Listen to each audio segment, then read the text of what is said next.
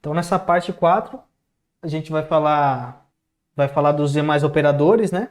Vai falar de métodos, a gente já usou aqui um pouco mais, a gente vai utilizar mais alguns. A gente também vai fazer uma coisa bem legal agora, que ao invés da gente só ficar passando argumento ali, né, pro comando, pro programa direto, a gente vai receber do usuário, né, vai mandar uma perguntinha, receber a entrada do usuário ali e vai fazer manipulações com isso, tá bom? Operadores de atribuição, né? Então a gente já viu isso daqui, a gente está falando a aula inteira, né? A atribuição é o mais simples, né? O mais comum que a gente usa, que é simplesmente o igual. A gente tem que passar ele depois do nome da variável ali, passando o valor que a variável vai receber, né? Vocês estão conseguindo ver minha tela aqui? Então, né? Beleza. Vendo o operador que a variável vai receber. Então, tanto as variáveis let, const e vars é do mesmo jeito, é igual. O operador de comparação, né? A pergunta que vocês fizeram agora aí nessa parte. Assim como na atribuição, né? Esse operador utiliza o igual. Porém, nesses casos, podem ser 2 ou 3. Qual que é a diferença, né? Pro JavaScript, né? Essa primeira expressão aqui, né? Então, por exemplo, eu estou comparando um numérico e um string. Qual que é a diferença? Como é que eu sei que um é numérico e outro é string? Por causa das aspas. Quando eu não tenho aspas, é o number, né? O type number. Quando eu tenho as aspas, é aquele type string. Quando a gente usa somente dois iguais, o JavaScript entende que eles são equivalentes. Que eles, por mais que sejam de tipos de dado diferentes, ou seja, um é numérico, outro é string, eles têm o mesmo valor. Então, eles são iguais. Quando a gente usa o igual, igual, igual, três iguais, a gente está verificando tanto o valor quanto o tipo do dado. Ou seja, nesse if aqui de baixo, o que eu estou fazendo? A gente verifica se o número 1 é igual, se é idêntico ao outro número 1. Ou seja, sim, eles são números, ainda eles são números, os dois são números e são do mesmo tipo. É diferente desse outro. Se eu fizer um como numérico igual, igual, igual, número como string, a expressão vai dar falsa, não vai dar verdadeiro, porque eles não são do mesmo tipo, eles não são equivalentes. Aí a gente também tem a mesma coisa com os operadores de diferente, né? De comparação ali. Então a gente pode verificar se eles são diferentes somente por equivalência ou se eles são diferentes por tipo também. Quando a gente faz isso daqui, né? Um é diferente, né? Com um igual só, ele vai verificar somente o valor, ele vai verificar o valor, não vai verificar o tipo. Nesse caso aqui, eles são diferentes mesmo, né? Então um é diferente de dois, independente se fosse string ou se fosse numérico. Mas se eu tivesse, pegando o exemplo desse caso aqui, né? Se eu fosse um como inteiro, diferente com um igual apenas do um como string, ele daria falso, né? Porque o 1 seria igual, né? E nesse caso aqui de baixo, ele verifica os dois, né? Se um for diferente do valor e do tipo, aí sim ele mostra como ele entra no if também. Nesse caso aqui, ele é uma condição verdadeira, né? Porque assim, estou comparando o número 1 inteiro, se ele é diferente de valor e tipo do 1 como string. Sim, ele é diferente de tipo. Então, como a gente está forçando os dois iguais, essa expressão aqui ela daria verdadeira. Essa expressão aqui de cima também daria verdadeira, porque por mais que sejam valores diferentes também, os tipos são diferentes. Como a gente já viu também, né, a gente brincou um pouquinho agora nessa última parte, existe aqueles operadores de comparação, que é igual também do C# que vocês viram ontem lá. Tem o maior que, né, que é aquela flechinha, né, para uma parte aberta para a esquerda, e tem o maior ou igual, né? Ele compara se o valor da esquerda, no primeiro caso, né, o maior que, ele verifica se o valor da esquerda é maior que o da direita. E no caso aqui de baixo, ele verifica se o valor da esquerda é maior ou igual ao valor da direita. E a gente também o menor que, né? Então o menor que é só inverter a flechinha, basicamente, é um operador matemático ali de comparação, né? Então se o valor da esquerda for menor que o valor da direita, ele é avaliado como true, né? Como verdadeiro. Se o valor da esquerda, nesse caso aqui de baixo, for menor ou igual ao valor da direita, aí ele também é avaliado true. Se for maior, né? É avaliado como falso. E existem também alguns outros operadores matemáticos aqui. A gente vai brincar um pouquinho com eles já já, mas pensando aqui, né? A gente tem igual também do C#, não muda nesse caso. Então, o operador de soma é o mais, o operador de subtração, o menos, o asterisco, né? Ele executa multiplicações, A barra, né? Barra normal ali é a divisão, né? Como você usa essa calculadora. E o símbolo de porcentagem ele executa o módulo, né? Ele retorna a diferença da divisão, né? Entre um número e outro.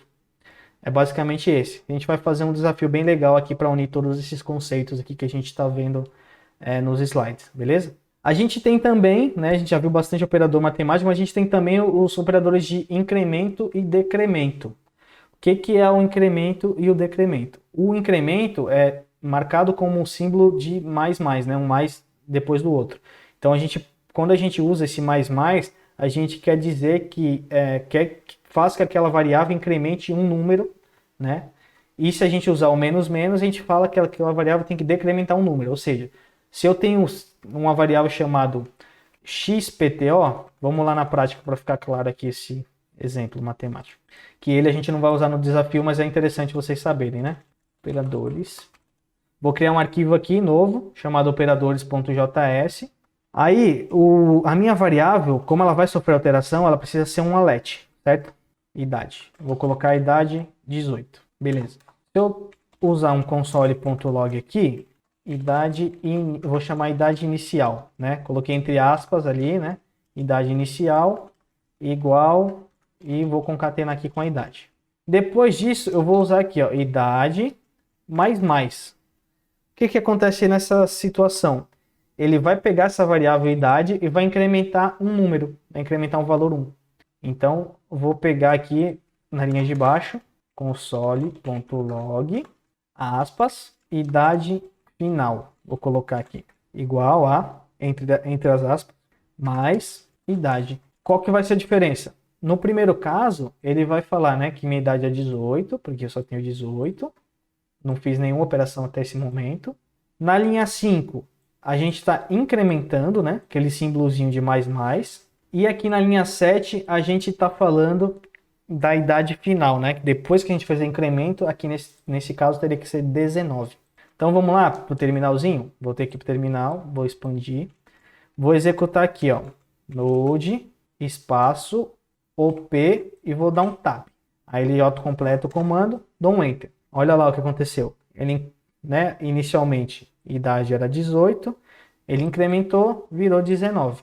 A mesma coisa vale para o menos. Se eu vier aqui na linha 5 e trocar para o menos, o que vai acontecer? Inicialmente a idade era 18, ele decrementa, vira 17. Então voltei aqui para o terminal, dei um Ctrl L para limpar, setinha para cima, ele vai voltar para o último comando que eu fiz, aí ele, né, decrementa aqui um valor. Esse daqui do incremento e decremento ele é útil para algumas situações aí específicas, principalmente quando a gente está trabalhando com laços, né? A gente vai ver mais na próxima aula. Quando a gente já viu ali também, né, na comparação da outra etapa, a gente falou de funções, né? Funções e métodos. O que são funções e métodos? Eles definem comportamentos, né? Dentro de uma função, a gente vai definir um comportamento, a gente vai executar alguma lógica e essa lógica a gente pode reutilizar inúmeras vezes em algum lugar. Por exemplo, a gente poderia definir uma função para fazer um cálculo, a gente poderia definir uma função para juntar algumas informações. Enfim, uma função é como se fosse uma definição, né, de um comportamento. Quando a gente está falando, por exemplo, de pessoa, o que uma pessoa faz? A pessoa fala, ela não fala. Isso é um comportamento da pessoa. A pessoa anda, ela não anda. Se a gente fosse fazer essa comparação de abstração, né, para uma questão de sistema, uma pessoa, né, uma classe, um objeto pessoa, ele teria esses comportamentos. A mesma coisa vale para os métodos e funções, né? Então, na prática, como é que fica isso? Então, vou criar um novo arquivo aqui para a gente entender, tá? Vamos lá, new file, vou criar aqui, ó, funções.js. Quando a gente fala simplesmente função aqui no JavaScript, é uma função que não está relacionada a nenhum escopo específico. Eu não vou entrar aqui agora no contexto do método, porque a gente vai falar muito sobre orientação de objeto nas próximas aulas. Mas qual que é a diferença de uma função para um método? Uma função, ela é definida como se fosse globalmente, né? Então a gente define ela sem um contexto específico. Um método, ele tem um contexto de alguma classe, de algum objeto, como no exemplo que eu dei. Uma pessoa, ela tem um comportamento de falar. Então, o método falar, ele ficaria dentro da classe da pessoa. Imagina que eu teria um arquivo, né, chamado pessoa. Dentro da pessoa tem uma sintaxe específica para definir uma classe, mas esse método seria uma função dentro de uma classe. Uma função em si, ela não está dentro de uma classe diretamente, ela só é uma função que a gente pode reutilizar em lugares diferentes do nosso código. Então, qual que é a sintaxe dela? Existem duas maneiras que a gente pode usar. A primeira, como a gente já viu ali na parte dos operadores lógicos, né? A palavra reservada function. Colocamos a palavra reservada function, eu vou colocar aqui, vou chamar de número aleatório. Para a sintaxe da função, então, primeiro, palavra reservada function, espaço, o nome dela, número aleatório. Abre e fecha o parênteses. Aí eu abro as chaves e dentro aqui do bloquinho das chaves eu coloco o contexto da função. A função, ela pode ou não retornar alguma informação. Ela poderia simplesmente somente printar informação, então poderia aqui usar um console log. Agora eu vou usar um método específico da classe de matemática do JavaScript. Então o objeto, essa classe math, ele tem um método chamado random. Aqui, ó, eu usei math.random. O que eu estou dizendo aqui? O math, né, é uma classe. O ponto significa que eu estou fazendo a chamada de método. Como a gente já usou várias vezes, nessa classe console aqui, a gente está usando o método log da classe console. Aqui a gente está usando o método random da classe math. E aí, para fazer o uso do método, a gente usa esses parênteses, né? Que é para forçar, para dizer para o interpretador ali que isso é um método. Como que a gente executa? Eu executo aqui, ó, node, funções.js, dou um enter. O que aconteceu? Eu somente defini a função, mas eu não chamei ela em momento nenhum. A definição da função não quer dizer que você está usando ela. Então, para usar ela, eu vou usar aqui embaixo, né? Número aleatório. Ponto e vírgula. Agora sim. Voltei aqui, chamei, olha lá, ele printou para a gente um número aleatório. Então, a função eu posso usar ela várias vezes. Por exemplo, se eu quisesse usar várias vezes aqui o número aleatório. Número aleatório. De novo. Então, usei, eu posso usar ela em diversos lugares, né? Voltei aqui para o console, limpei, olha lá. Quantas vezes eu quiser. Então, a função serve para a gente reutilizar trechos de código que a gente poderia precisar em algum lugar específico, né? Legal. E a gente vai falar um pouco melhor de métodos ali nas próximas aulas, mas a diferença aqui conceitual é método, pensa no contexto de uma classe, de um objeto. A gente usa o método através dessa sintaxe aqui, né? Objeto, ponto e o método. Função, ela é global, definida somente, né? Sem ter um contexto de uma classe específica. Tem outra maneira da gente definir uma função, que seria usando essa sintaxe assim, ó, que a gente chama de arrow functions, né? Então eu vou chamar aqui, ó, const, que vai ser quem vai receber a minha função, vou dar o nome dela de olá mundo, igual, isso daqui, lembrando, é uma atribuição de variável de constante, isso aqui não muda. O que vai definir que ela é uma função é o que eu vou colocar aqui no valor dela.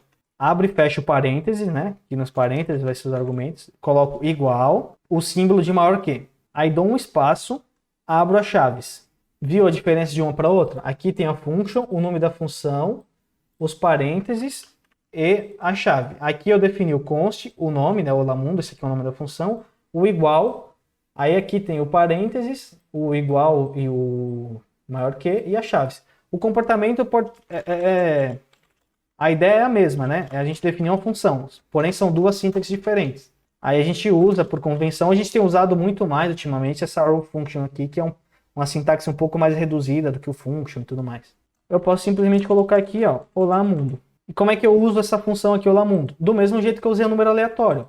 Então dou um enter, uso aqui, ó, olá mundo. Depois da declaração da função, né? Eu chamo aqui, olá mundo, ponto e vírgula. O que vai acontecer? Ele vai printar para mim dois números aleatórios, que eu defini aqui em cima, e vai colocar também o olá mundo aqui embaixo. Voltei aqui para o console, limpei, mandei executar. Aí olha lá, eu tenho duas definições de função, né? Então o primeiro é o lamundo e a segunda é o número aleatório. Ambas com a mesma ideia, porém sintaxes diferentes. Então, como eu já falei aqui, né? A gente tem a sintaxe da function. Então eu defino a palavra reservada, o nome dela, os parâmetros que ela pode receber. No nosso caso, a gente não colocou parâmetro nenhum, só por exemplo, mas a sua função poderia usar parâmetros. Então, né, se eu quisesse passar mais de um parâmetro para uma função, ela poderia usar aqui. Por exemplo, se eu quisesse chamar uma função, usar uma função chamada soma. Vou criar uma função aqui, ó, function soma. Abre e fecha parênteses. O que eu vou receber? Dois números, que eu quero somar dois números. Número 1, vírgula, Porque a vírgula, para definir mais de um argumento. Número 2. Beleza. Aí eu posso abrir as chaves. Aqui dentro eu posso fazer alguma operação. Ao invés de dar o console log, eu vou retornar a soma. Ao invés de printar, eu vou retornar. O que eu vou fazer aqui? Ó? Return, a palavra-chave. Eu vou retornar número 1 mais número 2. Qual que é a vantagem? Se eu quiser somar aqui, ó, vou definir uma variável, né? Const soma 1. Primeira soma, vou chamar.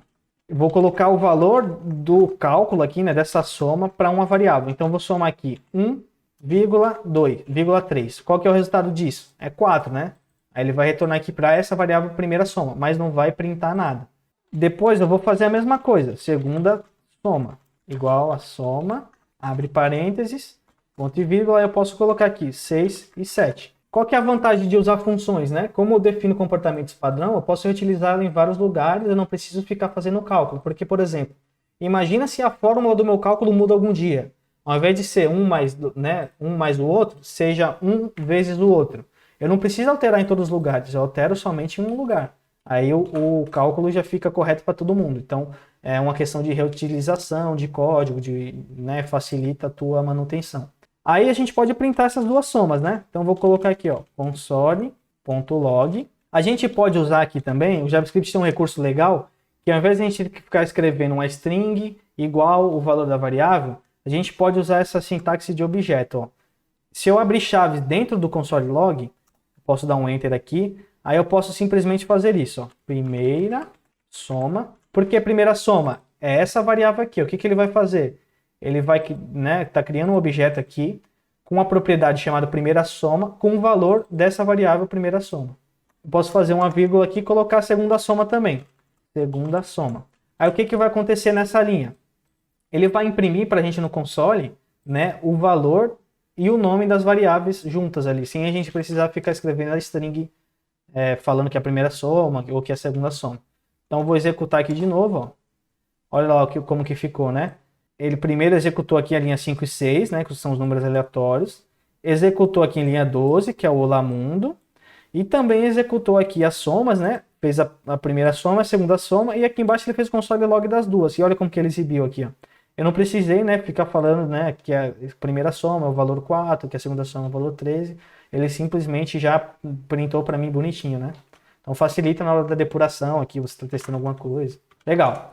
Aí a segunda maneira de você fazer isso é usando aquela sintaxe, né, do const, né?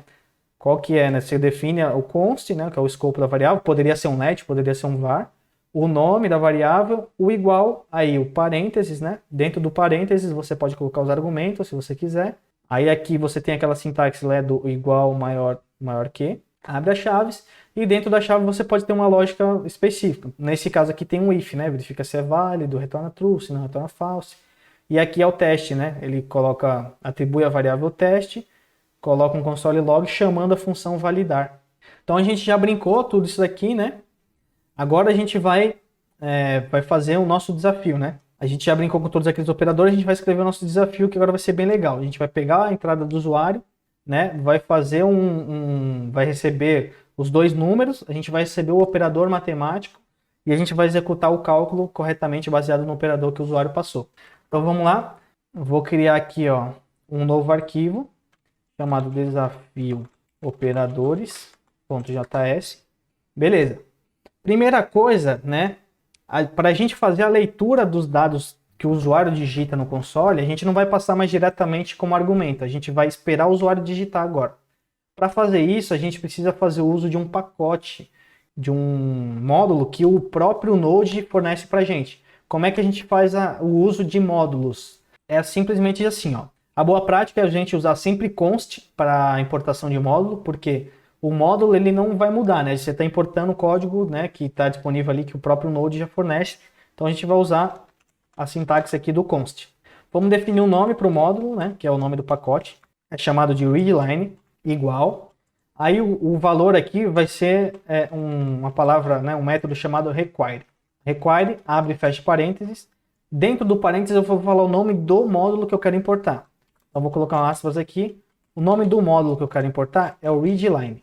Então eu estou importando, né? Estou falando aqui, ó, importa esse módulo readline e atribui o resultado dessa importação nessa constante readline. Basicamente isso. Beleza. Agora, a gente vai colocar... Esse nome aqui, tá? Só para observação, esse nome aqui poderia ser qualquer coisa. Poderia ser blá, blá, blá. Isso aqui é o nome da tua variável. Mas por uma questão de convenção, a gente sempre usa o nome do módulo que a gente está importando. Beleza. Agora, a gente precisa fazer o nosso leitor, né? A nossa interface que vai fazer a leitura. Então, eu vou colocar aqui, leitor, né? Const também, porque a gente não quer que mude. Vou usar a variável aqui, né? Readline, constante, né? Readline. Ele está até numa corzinha diferente, né? Eu vou usar um ponto. Aqui, quando eu coloco um ponto, o VS Code já mostra pra gente aqui alguns métodos, né? Disponível para essa classe. O método, ele é com esse quadradinho roxo, né?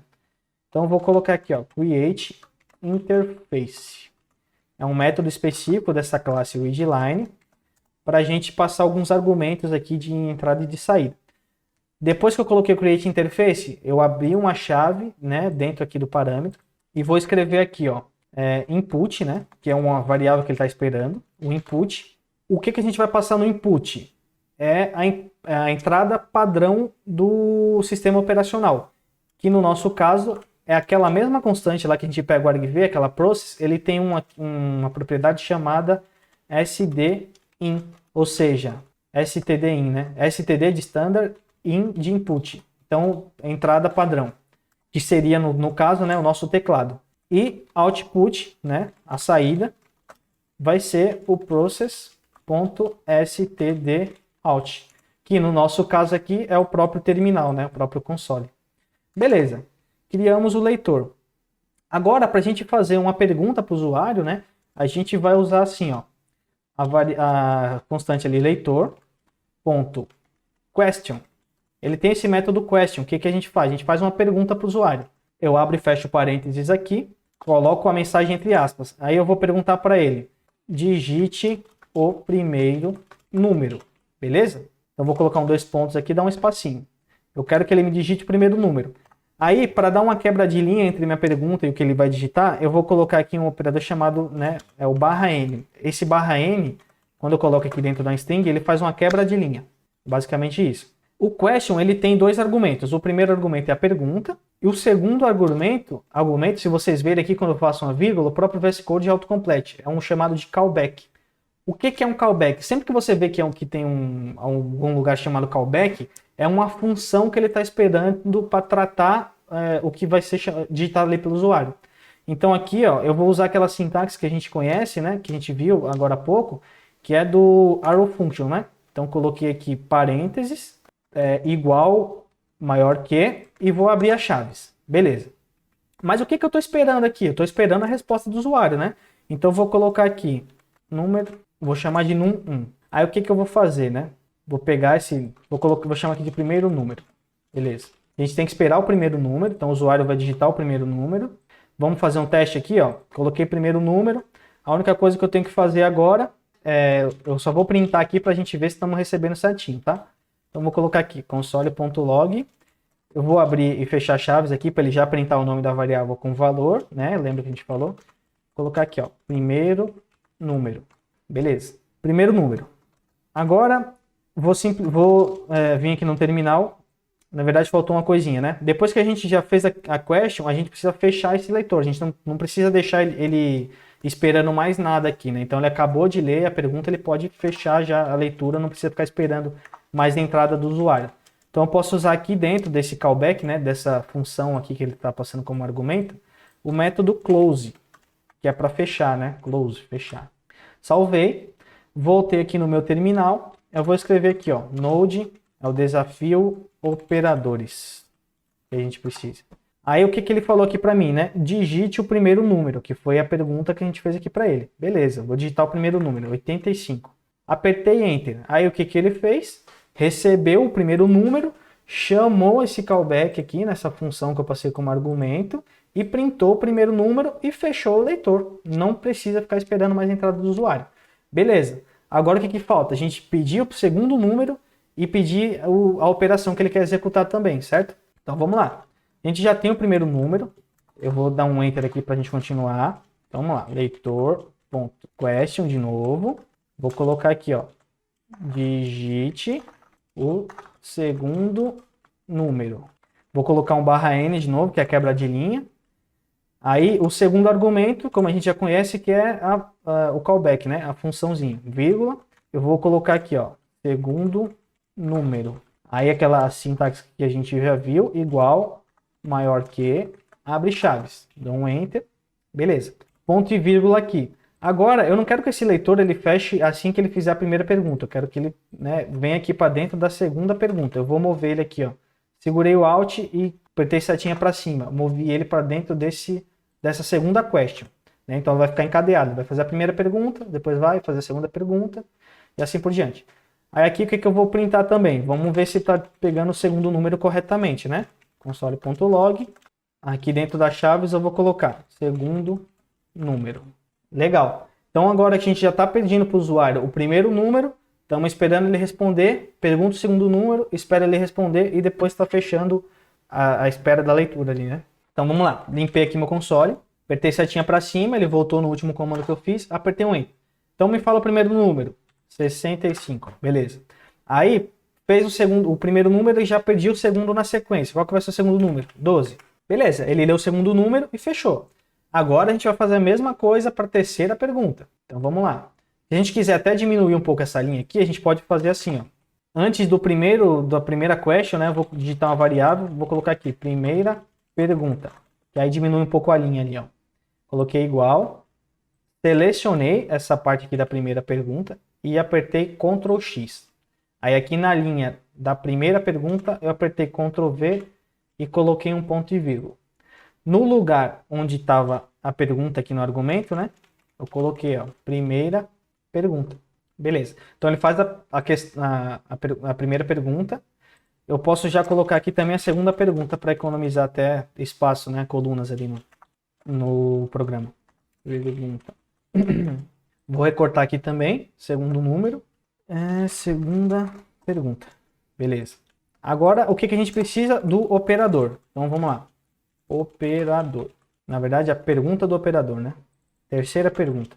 Digite a operação. Operação, vou colocar assim, só para o teclado aqui. Digite a operação, o barra N, né? Beleza. Aqui dentro, então, vamos lá. Segundo número, digitou. Dei 2 enters aqui dentro depois da segunda pergunta. Vou colocar leitor.question.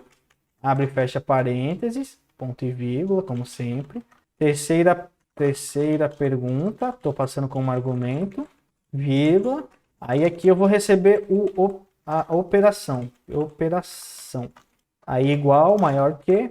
Abre chaves. Beleza. Vou mover aqui o leitor.close para dentro da terceira pergunta, tá? Então, na linha aqui do leitor.close, seguro o Alt e aperto a setinha para cima. Ele move. Legal. Então, ele vai fazer a primeira pergunta, vai fazer a segunda pergunta, vai fazer a terceira pergunta. E na terceira pergunta, eu já quero fazer o cálculo e devolver para o usuário qual que vai ser o resultado. Então, a gente pode fazer aqui uma função, né? Vamos lá, a gente pode usar aqui, ó. Vou usar aqui a função do arrow function, né? Que é o que a gente está usando até agora. Então, coloca aqui const cálculo. Vou chamar de realizar cálculo. Igual a, abre e fecha parênteses. O que eu vou receber aqui? Número 1, vírgula, número 2, vírgula, operação. Aí, o que eu vou retornar aqui, né? Eu vou retornar, na verdade, aqui dentro, tá? Vamos lá. Vamos abrir um switch, né? A gente vai depender da operação, né? O mais indicado aqui nesse caso é o switch. Então, tem uma operação. Abrir. Faltou aqui, ó, o igual menor que. Switch operação, beleza. Case mais é uma soma, né? Então, nesse caso aqui, o que a gente faz? Vou retornar número 1 mais número 2. Agora, o segundo caso, subtração. É o menos, né? 2 pontos. Aí, posso return num 1 menos num 2. Por que eu estou usando return? Eu estou chamando a função aqui de realizar cálculo. O que ela tem que fazer para mim? Realizar o cálculo. Ela não tem que imprimir o cálculo. Se eu quisesse que ela chamasse, fosse imprimir cálculo, teria que ser imprimir cálculo, não realizar cálculo. É legal a gente colocar sempre os nomes das funções para condizer com o que ela está fazendo, né? Então, aí por isso que eu estou dando return aqui e por isso que eu também não estou precisando usar o break, né? Porque o return, lembra que eu já falei, ele para, né? Quando ele executa essa linha do return, ele não executa mais o que está para baixo. Então, case asterisco, né? Vai ser uma multiplicação. return num 1, fiz num 2 e a divisão, né, que é a barra. Return num 1 barra num 2. Beleza, aí a gente tem o default, né? Default vou colocar 0 aqui. Não passou nada, retorna 0. Beleza, então a gente já definiu a nossa função, definiu as perguntas, definimos a função, definimos as perguntas para o usuário. Aqui dentro a gente já tem os 3 argumentos que a gente precisa, né? Então aqui a gente já pode realizar o nosso cálculo. Então vou definir uma variável aqui que vai guardar o resultado desse cálculo. Então vou colocar aqui, ó, resultado é igual a realizar cálculo. O que eu vou passar? Vai ser o primeiro número, né? Primeiro número. De onde que está vindo esse primeiro número? Dessa primeira pergunta. Aí depois, segundo número. De onde que está vindo o segundo número? Da segunda pergunta. Para ficar mais fácil de visualizar, eu vou dar um Enter aqui, ó. Mas isso aqui é só por uma questão de visualização, tá? Não faz diferença nenhuma pro interpretador, tá? Então, esse Enter que eu dei aqui agora. E o terceiro parâmetro é a operação. Então, operação, que é o que a gente está recebendo aqui na terceira pergunta. Beleza, eu peguei o resultado, agora eu preciso printar o resultado. Então, eu vou dar um Enter aqui, console.log, vou abrir chaves e vou printar aqui, ó, resultado, ponto e vírgula. Beleza? Então, esse aqui é o nosso programa. Vamos ver se está funcionando? Eu limpei aqui no meu terminal, vou executar aquele node, ponto, né, desafio operador. Dei um Enter. Beleza. Primeiro número, 10. Dei um Enter. Segundo número, 20. Dei um Enter. Operação, vou colocar um mais, que é a soma. O que aconteceu? Ele ficou 10, 20. Por quê? Ele fez uma junção, né, de strings. A gente esqueceu de fazer o parsing, né? Para fazer a operação matemática, precisa fazer o parsing. Então, a gente pode voltar aqui na nossa função. Vamos lá, ó. Eu vou chamar aqui, ó, const primeiro número. Olha só, uma coisa importante, né? Como eu estou dentro do contexto aqui do realizar cálculo, eu estou usando aqui, ó, primeiro número. O primeiro número, ele também está definido aqui dentro do leitor, né? Por que uma coisa não interfere no outro? Por causa do escopo, lembra que a gente comentou? Então, isso daqui, esse primeiro número não tem nada a ver com esse primeiro número aqui de baixo. Por isso que é sempre importante usar o const, usar o let. Estou colocando aqui para vocês verem as diferenças, os exemplos, o que a gente pode fazer. Aí aqui no valor eu vou usar o parseInt, que é aquele método que faz a conversão, né, do tipo para inteiro, forço inteiro. Não vou me preocupar nesse momento com tratativa de exceção, se o usuário digitar texto e tudo mais, para a gente ganhar tempo, que a gente já está no finalzinho ali da aula. Vou simplesmente usar aqui para a gente conseguir fazer os cálculos certos. Então vamos lá, parseInt num 2. Beleza. O que eu vou fazer aqui? Vou substituir agora o número 1 pelo primeiro número e o número 2 pelo segundo número. Então vamos lá. Primeiro número mais segundo número. Estou digitando aí para vocês acompanharem, tá? Primeiro número e aqui segundo número. Que é a mesma coisa. Segundo número, primeiro número. E aqui, de novo, primeiro número e aqui na segundo número. Legal. Chegamos aqui então, fizemos a conversão, né, do tipo. Estamos fazendo a operação baseada nesse tipo. Vamos testar novamente. Então, setinha para cima. Primeiro número. Vou colocar aqui 10. Segundo número 20. Operação soma. Agora sim, o resultado 30. Ele executou a operação correta. Vou tirar esses console logs aqui que a gente não precisa mais deles por enquanto. Vou deixar só o console log do resultado, tá? Então, beleza. Vamos testar as outras operações? Dito o primeiro número, sei lá, 50. Segundo número, 10. Operação vai ser uma divisão. Resultado, 5. Show de bola.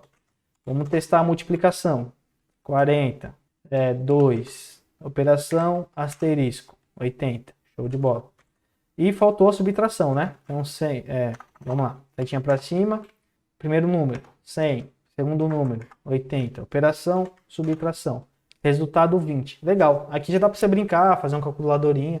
Então, isso daqui foi o nosso desafio dessa aula. Então, vamos recapitular tudo que a gente viu aí, que foi bastante coisinha legal. A gente fez a importação do módulo com require, né? O método require, o método global do Node, para você fazer a importação de módulos. Passei no parâmetro aqui, qual que é o nome do módulo, e atribuí a uma constante, chamado com o mesmo nome do módulo que eu estou importando. Isso daqui é uma boa prática. A gente criou o leitor, né, usando o módulo que a gente importou. Então a gente criou essa interface aqui, falando que a entrada é a entrada padrão do sistema operacional e a saída é a saída padrão do sistema operacional. A gente definiu as variáveis aqui para a primeira, segunda e terceira pergunta, que não vão mudar. Colocamos aqui a pergunta e colocamos esse /n para dar uma quebra de linha. A gente fez a função para realizar o cálculo usando a sintaxe do arrow function. Então a gente colocou os parâmetros aqui que a função está recebendo. Então está recebendo o número 1, número 2 e a operação. Aqui a sintaxe do arrow function, né, o igual e o maior que. Abre o bloco, né? O bloco ele vai daqui até aqui em cima. A gente pega esses números que recebemos, fazemos o parse dele para número inteiro, né, para virar um tipo number. Aí a gente faz um switch aqui na operação. Dependendo da operação, a gente realiza ali uma soma, uma subtração, uma multiplicação, uma divisão. Beleza? Aí aqui embaixo, o que a gente está fazendo basicamente, chamando o método question do leitor, passando a pergunta e passando um callback, né? Que seria aquela função que ele é chamada quando a questão é respondida. Então faz a pergunta para o usuário, depois que o usuário responde, ele devolve o que o usuário digitou no argumento passado aqui no callback. Então a gente faz isso na sequência, né? Primeira pergunta 1, depois segunda pergunta 2, depois terceira pergunta, pega todos esses valores que foram digitados, fazemos o cálculo e damos o resultado. E no final a gente fecha aqui o leitor para não precisar ficar esperando mais o usuário digitar a coisa no terminal. Beleza? E vamos colocar tudo isso aí no Git, que a gente já chegou aqui até o final. Até estouramos um pouco aí, peço desculpa a vocês, mas vai ser muito importante aí para a continuidade aí dos próximos módulos. Parte 4, aula 27/4/21. Receber entrada do usuário a partir do terminal. Beleza, comitei. Vou fazer o push. Pessoal, então é isso. Espero que vocês tenham conseguido entender. Passei um pouquinho aqui do tempo, mas espero que tenham gostado aí. Se tiver alguma dúvida, manda pra gente. Valeu aí pela presença de todo mundo, tá indo até agora também. A gente tem ainda mais bastante aula pela frente. Não esqueçam que amanhã tem aula de Kotlin, linguagem bem bacana aí, que o Rafa é fanboy, né? Vou dar um spoiler aqui. Então vai ser bem legal aí. Ele fez uma aula fez com bastante carinho aí para vocês. Então, quem não é inscrito no canal, não esquece de se inscrever, deixa o like, compartilha com 10 pessoas. Amanhã e quinta-feira tem mais, na semana que vem, terça-feira, tamo aí de novo, beleza? Boa noite aí para todo mundo, um abraço.